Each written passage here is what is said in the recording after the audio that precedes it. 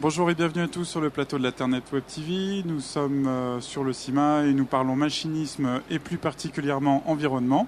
Je suis avec Philippe Van Kempen de Tram, service des agroéquipements. Philippe, bonjour. Oui, bonjour. Donc Tram réfléchit actuellement au calcul d'un indice de performance énergétique des tracteurs. En quoi ça consiste ? Oui, on a démarré en 2009 au niveau de la recherche en France. C'est IRSTEA qui a fait des travaux pour évaluer les performances des moteurs et ensuite dans des tracteurs, suite aussi à une demande du ministère de l'Agriculture à travers le plan de performance énergétique des exploitations agricoles. Donc il y avait un axe qui était dédié aux machines et le ministère a chargé en fait IRSTEA à travailler sur cette, je dirais, pour aller vers même un classement des tracteurs neufs. Donc une première étude a été présentée d'ailleurs au CIMA en 2009 avec une méthode de calcul pour évaluer les tracteurs et les calculs en fait étaient basés sur les essais officiels OCDE. Alors quels sont les paramètres qui vont être pris en compte pour le calcul de cet indice de performance énergétique ? Alors l'idée c'est de partir des essais moteurs à la prise de force dans le cadre donc de ces essais officiels OCDE qui peuvent être conduits dans différents laboratoires dans le monde, de différents pays. Donc c'est une méthode bien harmonisée, avec des valeurs qui permettent d'être comparées, avec l'intérêt depuis quelques années des points complémentaires sur la courbe de puissance et la consommation donc en carburant en fonction de ces différents points de puissance. Et ces points, par rapport à la puissance maximale, ont été choisis à différentes charges partielles, de façon à essayer de traduire l'utilisation d'un moteur dans différentes conditions. Donc soit dans l'utilisation de traction lourde, à vitesse lente par exemple, dans des travaux à régime prise de force, mais aussi dans des travaux avec une charge partielle plutôt faible, voire même à des régimes donc bas. Et puis, à partir de là, on a donc différents points de mesure et l'OCDE a retenu 6 points. Et sur ces 6 points, on a un calcul en fait qui permet de pondérer l'ensemble de ces points à charge partielle. Donc ça c'est pour l'indice moteur.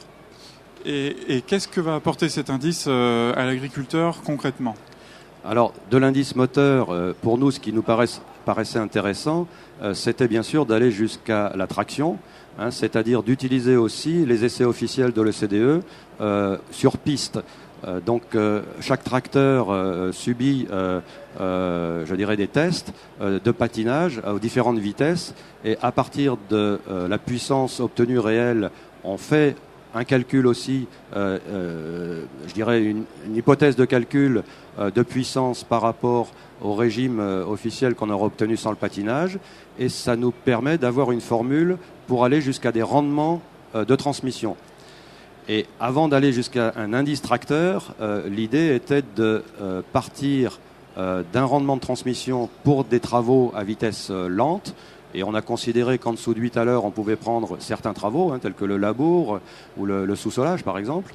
Et puis d'avoir aussi un indice ou un rendement de transmission à vitesse rapide. Et là, pour tous les travaux qui étaient au-dessus de 8 km/h. Donc ça nous permet d'avoir un indice moteur, d'une part, un rendement de transmission lent et un rendement de transmission rapide. Et à partir de là, de faire un calcul d'un indice traction ou d'un indice tracteur.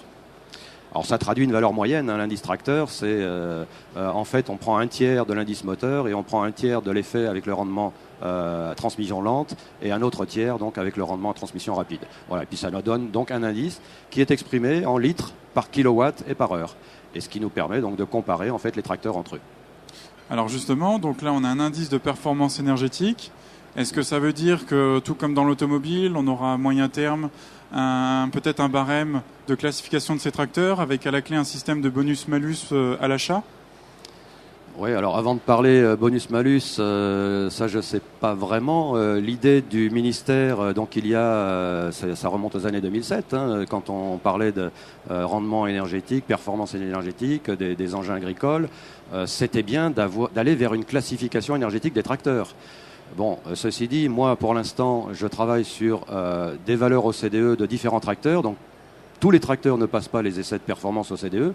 Donc, on a très peu de valeurs. Aujourd'hui, j'en ai une trentaine. C'est pas avec 30 tracteurs que je vais me permettre de donner un classement sous la forme que l'on a aujourd'hui avec les tracteurs d'occasion, les classements A, B, C, D, E, F, par exemple. On n'a pas assez de valeurs. Hein. Donc, au fur et à mesure que l'on va continuer ce travail, et si de plus en plus de tracteurs passent les essais au CDE, on aura à un moment donné, je crois, suffisamment de valeur pour, à un moment donné, considérer que tel ou tel tracteur pourrait être effectivement mis dans telle ou telle classe. Oui. Et puis après, la dernière question que vous posiez sur le bonus-malus, là, je laisse après le gouvernement de voir s'il y a un intérêt ou pas à aider les agriculteurs à investir dans des tracteurs plus performants que d'autres, quoi. Philippe Van Gronpen, merci beaucoup. Écoutez, merci.